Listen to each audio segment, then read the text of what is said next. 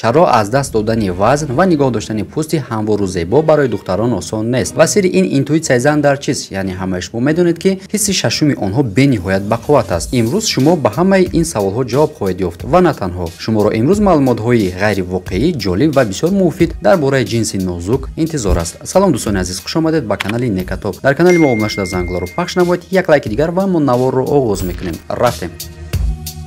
диққат! кор барои занҳои хонашин аз ҷои худ ва аз пеши фарзандонатон дур нашуда. ширкати Faberlic барои шумо имконияти васеъ фароҳам кардааст. регистратсия барои кор даромадан ва омӯзиш ба ҷои кор ройгон аст. агар шумо кор куфта истода бошед, ба рақамҳои дар рӯи экран буда тариқи имо WhatsApp дар тамос шавед ва агар мо ба шумо кӯмак карда тавониста бошем, хеле хушҳол мешавем. бори дигар такрор мекунем. кор барои занҳои хонашин рақамҳо бошад дар рӯи экранҳои шумо.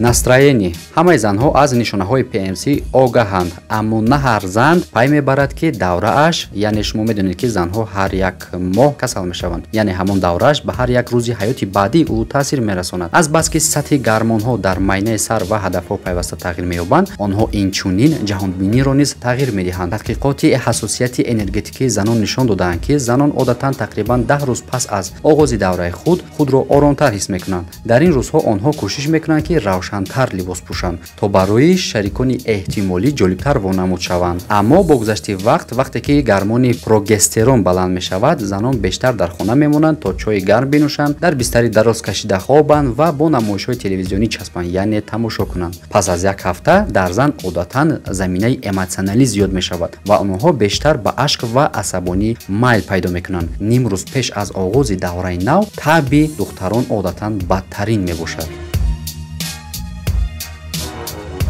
ритмҳои сиркадианӣ дар занон на танҳо ҷадвали тағйирёбии настроение ҳаст, балки ҷадвали дурусти хоб ва бедоршавӣ ҳам вуҷуд дорад. шумо шояд пай бурда бошед ки занҳо одатан аз бачаҳо, яъне аз мардон чанд соат пештар аз хоб бедор мешаванд, ба шарте ки ба ҳеҷ кадоме аз онҳо соати зангдор ба кор бурда нашавад ки аз хоб бо қавле бо будилник бихезанд. ҳиссиёти занҳо нисбат ба мардон баландтаранд. бар асоси як пажӯҳиш, соатҳои биологии занон ба минтақаи вақти шарқӣ мувофиқ мебошад. аз ин ҷост ки духтарон назар ба мардон барвақтар мехезанд ва ба хоб мераванд. фигураи лоғар. ин ҳамон чизест ки бисёри духтарон барои он кӯшиш мекунанд. онҳо ба варзиш машғул мешаванд, режимро риоя мекунанд ва бо ҳар роҳ кӯшиш мекунанд ки вазни худро гум кунанд. барои духтарон хабари бад дорем. аз даст додани вазн барои шумо кори хеле душвор аст. ин ба ҳеҷ вақт ба шумо таҳқир нест. бинобар ин олимон ба хулосае омаданд ки занон назар ба мардон 5 маротиба сустар вазни худро гум мекунанд. инро бо он шарҳ медиҳанд ки ҷисми зан барои таваллуди кӯдакон барномарезӣ шудааст. қабати фарбеҳӣ дар шикам баронҳо барои муҳофизати ҷанини оянда ки таваллуд шавад офарида шудааст. аз ин рӯ бартараф кардани ин қабат он қадар осон нест. табиат аслан намехоҳад ки зан насли эҳтимолӣ худро зери хатар гузорад. бинобар ин раванди аз даст додани вазн дар занон осон нест. даромади гап, онҳо то ҳол медонанд ки яке аз қоидаҳои асосӣ аз даст додани вазн ин бисёр парҳезкорӣ кардан аз машруботи спиртӣ мебошад. шумо оё метавонед бигӯед ки он калорияҳои баланд зараровар ҳастанд? бале, ва боз илова бар ин, занон ба он бештар осебпазиранд. санҷишҳо нишон медиҳанд ки занон нисбат ба мардон хеле зудтар маст мешаванд. ҳамаи ин аз он сабабе нест ки ин ҷинси нозук нӯшида наметавонад. ин аз сабаби дар бофтаҳои зан об назар ба мардон камтар аст, аммо ҳамин об аст ки ба мубориза бо карахтӣ кӯмак мекунад. ҷисми занҳо вақт надоранд ки машруботро пеш аз ворид шудан ба хун ба зудӣ коркард кунанд. аз ин рӯ зуд маст мешаванд. илова бар ин, занон нисбат ба мардон камтар арақ мекунанд, яъне машрубот тавассути пӯсташон сустар хориҷ мешавад. тасаввур кунед ки зан нӯшокҳои спиртиро рад мекунад, ба варзиш машғул мешавад, тарзи ҳаёти солимро пеш мебарад ва ба ҳамин монанд. ва оё вай аз бадани худ қонеъ хоҳад буд? агар вай аз 60 сола боло бошад, пас эҳтимоли зиёд дорад ки бале. олимони австралиягӣ ва зеландияи нав ба хулосаи ғайриоддие омаданд ки занҳо танҳо пас аз 60 солагӣ аз ҷисми худ қаноатманд мешаванд. ба ақидаи олимон дар ин синну сол саломатӣ аз намуди зоҳирӣ муҳимтар аст. аз ин рӯ агар зан дар 60 солагӣ солим бошад, аллакай хушбахт мешавад. аммо дар давраҳои аз 24 то 29 ва аз 34 то 39 солагӣ авҷи норозиятӣ аз бадан дар занон дида мешавад. дар ин солҳо занон намуди зоҳирӣ ва симои худро фаъолона танқид мекунанд. иммунитет. шояд занон дар хусуси лоғаршавӣ ва аз сабаби камо буданашон тез маст шаванд.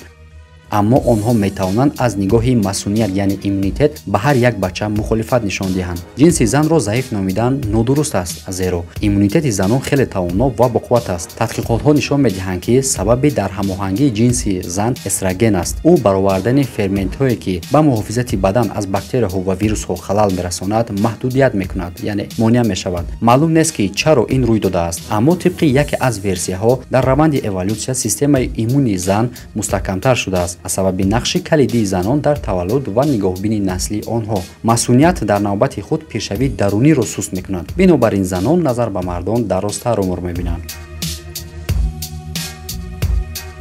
занҳо на танҳо иммунитети қавӣ доранд, балки осонаи баланди дарро низ доро ҳастанд. дар интернет шумо метавонед шӯхиҳои зиёдеро пайдо кунед ки дар бораи он ки як мард бо ҳарорати камакак аз 37 болотар аст то чӣ андоза аҳволаш бад мешавад дидаед. дар воқеъ ин шӯхӣ мардро аз хушбахтӣ маҳрум мекунад. онҳо воқеан ба захмҳо аз сабаби пасттар будани ҳадди дард сахт таҳаммул мекунанд. олимони канада ба чунин хулоса омаданд ки дар зан ин нишондод нисбат ба мардон то 9 маротиба зиёдтар аст. тааҷҷубовар нест ки занҳо ҳатто ҳарорати каме баландро ҳатто ҳис намекунанд, дар ҳоле ки мард чунин бемориро бо сахтӣ бардошт мекунад. сабаби ин падида оддӣ аст. агар зан дар баробари мардон остонаи дард медоштанд, яъне ба мисли мардон агар тоқат мекарданд, онҳо ба таваллуд тоб овардан наметавонистанд ва касалии моҳонаашонро низ ба эҳтимоли зиёд тоқат намекарданд. муҳаққиқон ба хулосае омаданд ки дар ин рӯзҳо шикамҳои поинтари занон метавонад чунон дард кунад ки мисли дарди мардон ҳангоми сактаи қалб мебошад. олимон инчунин муайян карданд ки занон ва мардон дарди гузаштаи худро ба таври гуногун қабул мекунанд. вақте ки мард дар бораи дарди қаблан асаргузаронидааш фикр мекунад, бештар ба стресс ва ҳассосияти зиёд дучор мешавад. занҳо бошад одатан ӯро зудтар мехоҳанд ки фаромӯш кунанд.